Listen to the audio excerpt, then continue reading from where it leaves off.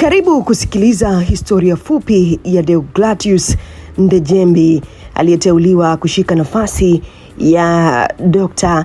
Emmanuel Nchimbi aliyekuwa makamu wa rais. Chama cha Mapinduzi CCM kimemteua Deogratius John Pancras Ndejembi kushika nafasi ya makamu wa rais wa Jamhuri ya Muungano wa Tanzania kufuatia kujiuzulu na kufukuzwa wanachama aliyekuwa makamu wa rais Dr. Emmanuel Nchimbi. Ndejembi alizaliwa Julai 12, 1983 na ni mwanasiasa wa CCM ambaye safari yake imekuwa ya kasi kutoka katika utumishi wa umma na uongozi wa serikali za mtaa hadi kuwa mbunge wa Chamwino, naibu waziri, waziri wa nchi, waziri wa ardhi na hatimaye waziri wa nishati. Ni mwanasiasa wa Chama cha Mapinduzi CCM aliyeanza kushiriki kikamilifu siasa za chama hicho tangu mwaka 2007 na sasa ni mbunge wa jimbo la Chamwino, Dodoma. Safari ya elimu ya Ndejembi. Mwaka 1988 hadi 1995 alienda shule ya msingi Canon Andrea. Mwaka 1996 hadi mwaka 1999 alienda shule ya Jamhuri ama Kigulungunyembe sekondari. Mwaka 2002 mpaka mwaka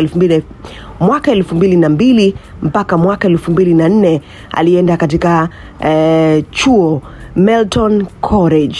Mwaka 2006 mpaka mwaka 2009 alienda chuo kikuu cha Lincoln. Mwaka 2009 mpaka mwaka 2012 alienda Institute of Administrative Management.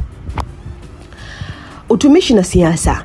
Kabla hajafika kwenye nafasi za juu za kisiasa, Ndejembi alikuwa tayari ameingia katika mfumo wa utumishi wa umma.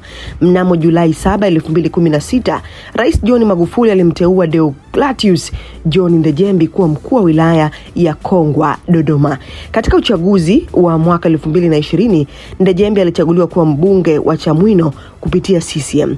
Ndejembi aliteuliwa kuwa naibu waziri wa nchi, ofisi ya rais, management na utumishi wa umma na utawala bora.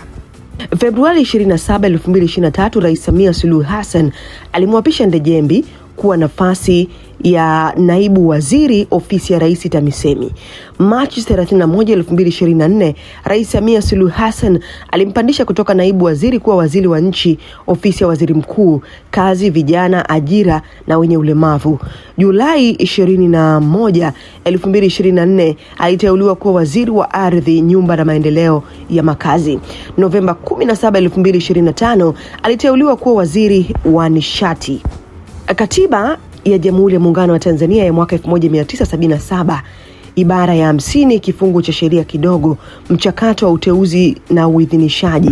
Katiba inaeleza hivi: ikitokea kwamba kiti cha makamu wa rais ki wazi kutokana na masharti yaliyomo katika ibara ya ndogo ya 50 kifungu kidogo cha 3, kifo au kujiuzulu, basi mapema iwezekanavyo, na kwamba vyovyote ndani ya siku zisizozidi 14 Rais atamteua mtu atakayekuwa makamu wa rais na uteuzi huo utathibitishwa na bunge kwa kura za wabunge walio wengi.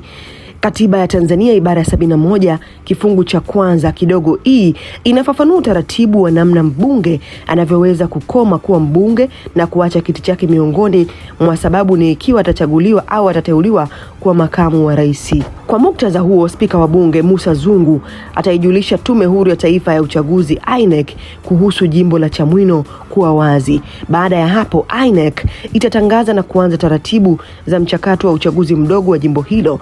Jembei amekuwa mbunge wa Chamwino tangu mwaka 2020. Kiidhinishwa kwa kura za wabunge walio wengi, Deogratius Ndejembi atakuwa makamu wa rais wa 16 tangu Tanzania ilipozaliwa, na Dodoma itakuwa imezalisha makamu wa rais wawili tangu John Samuel Malesela aliposhika wadhifa huo mnamo Novemba 9, 1990 hadi Disemba 5, 1994.